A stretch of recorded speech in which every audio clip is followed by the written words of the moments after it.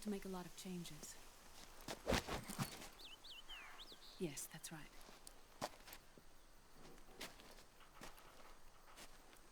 We'll need another go at it. That won't be a problem. Uh-huh. Yes. I've taken care of it. Of course. Yes, I understand, but...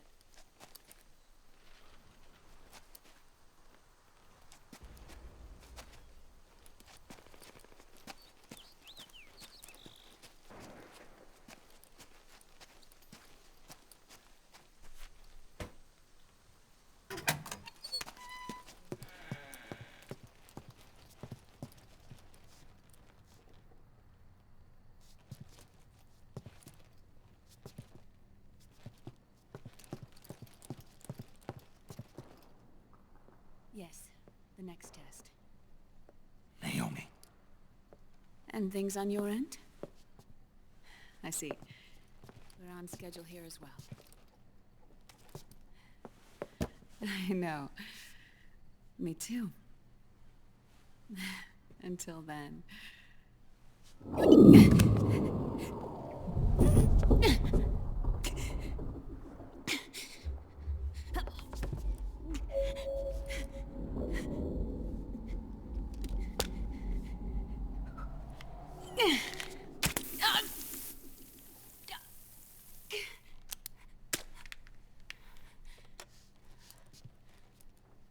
Naiomi.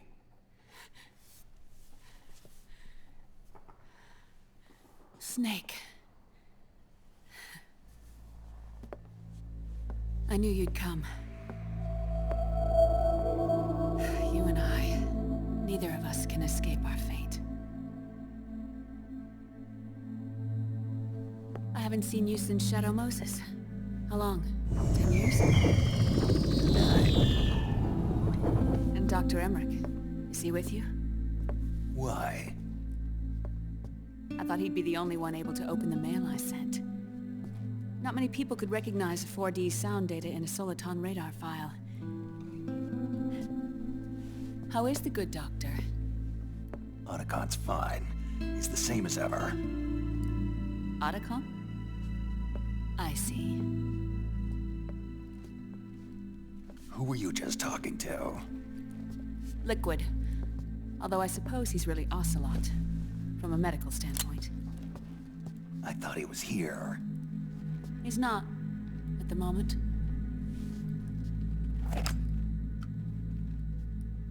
Where are all the guards? They know I won't escape. I'm powerless to resist. I have no choice but to cooperate.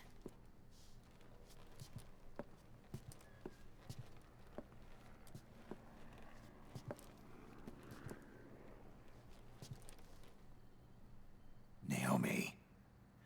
What happened in the Middle East? What you saw was the soldiers' emotions run amok. Another product of the system?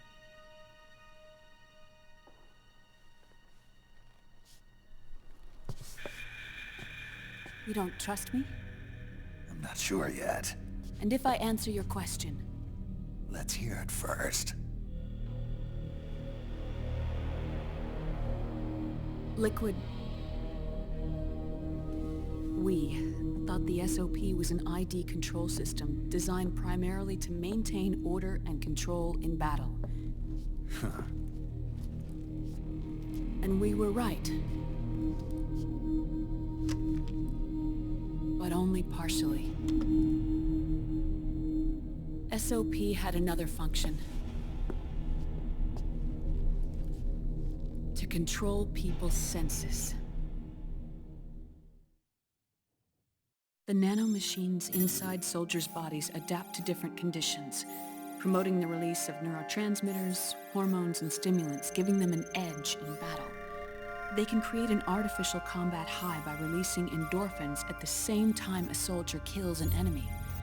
Or they can suppress hormones to neutralize the soldier's emotions, prevent them from panicking and engaging in friendly fire or needless massacres. It's all controlled by the system's core AI. It artificially controls the soldier's pain, emotion, senses, in other words, the essence of his being. The skyrocketing demands of the war economy have fueled the demand for more soldiers and more fighting. This in turn led to the development of technologies to rapidly improve their combat abilities and control their actions. The system ensures a steady supply of battle-optimized soldiers at a minimum of cost. But you, of all people, must understand, Snake, that unlike combat technique, a soldier's senses can't be taught. They must be earned through experience. Does this have something to do with that test of yours? The goal was to release the soldiers' nanomachines from the system, but we didn't know about the mental control. And the nanomachines went berserk? No. Our test was a success.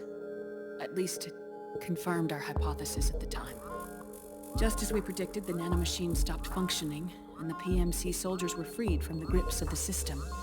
But the moment the system stopped, all the pain and fury and sorrow, all the trauma and stress, all the hatred, regret, guilt, all the sensations that had been suppressed were unleashed within their hearts.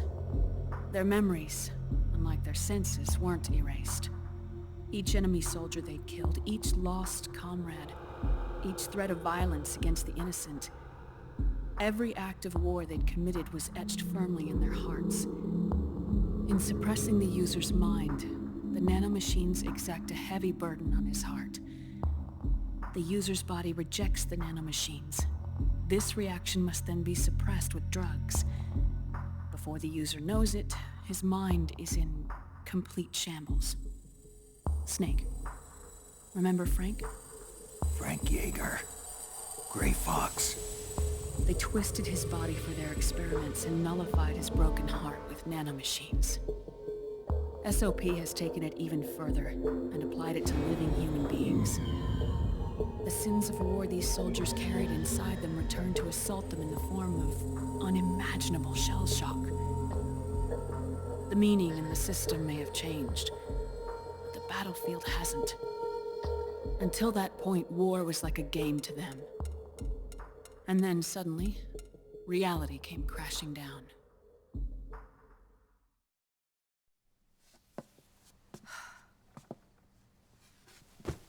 Ordinarily, our hearts are hardened through experience. Even the most grizzled veterans live with an inescapable guilt they've had to overcome bit by bit through the years. And even then, it never truly goes away. For a mind lacking that essential experience, it was simply too much to bear.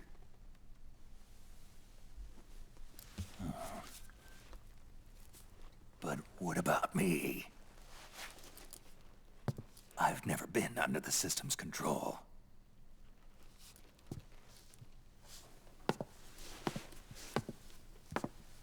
That's why I want to examine your body. You need to know too.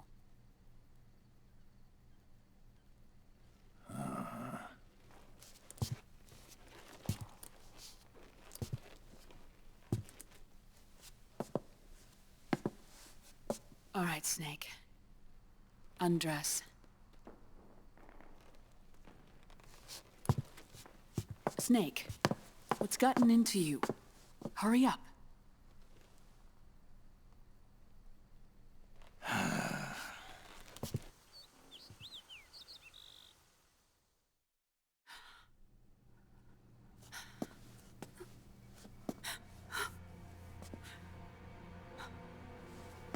Oh my God.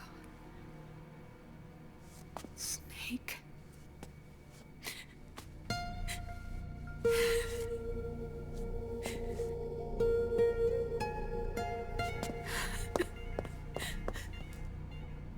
All right, let's just get this over with. Yes. Of course. I'm sorry.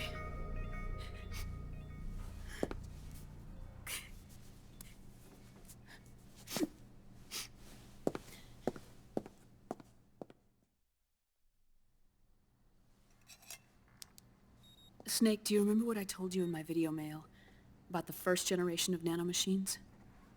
The ones you stuck me with at Moses. Yes. The nanomachines are recharged by your body heat.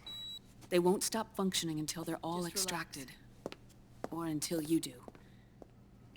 Most of them were lost through bleeding and excretion, but around 30% still remain inside your body, attached to your cells. I'm not finished yet. The first generation were never ID registered, so they don't react in the same way as the SOP nanomachines. Ready? But they may be interfering with your body, and with your heart.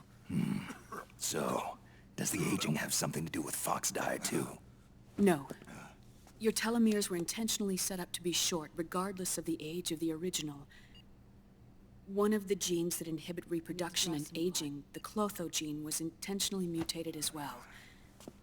But more importantly, your chromosomes, like liquids, were provided with terminator genes to prevent them from making copies. Why? Your clones created for one purpose: war. And so, in order to prevent you from being abused by clients or stolen by the enemy, they shortened your lifespan and removed your ability to reproduce. It was a safety device to ensure that the seed of Big Boss didn't end up in the hands of others.